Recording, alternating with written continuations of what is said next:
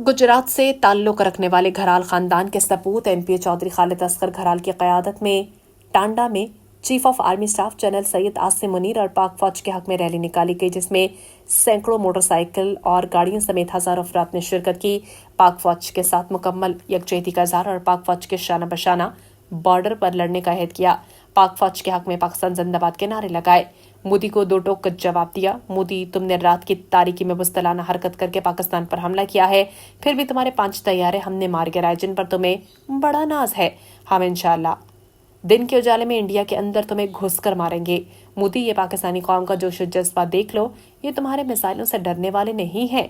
Rally में शरीक शुरका का कहना था कि जनरल आसिम मुनीर ने हमारे सर फख्र से बुलंद कर दिए हैं। छुप के वार कीता सी अल्लाह ताला दे फजल दे नाल इंशाअल्लाह ताला सानू भी पाक फौज हुक्म दे ते सारे इंशाअल्लाह ताला असी खुद सारे भरा बार्डर पे जाके अपनी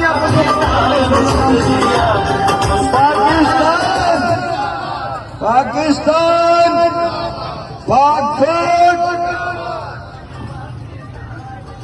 कदम दलाल जनरल साहब, कदम दलाल जनरल साहब,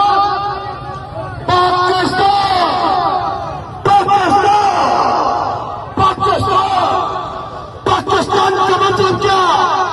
फौज भी करती है, फौज ने हमेशा अपने नौजवानों दिया सानू शहीद होकर लाशा दित्तियां ने जिहड़े बार्डर ते लड़दे ने।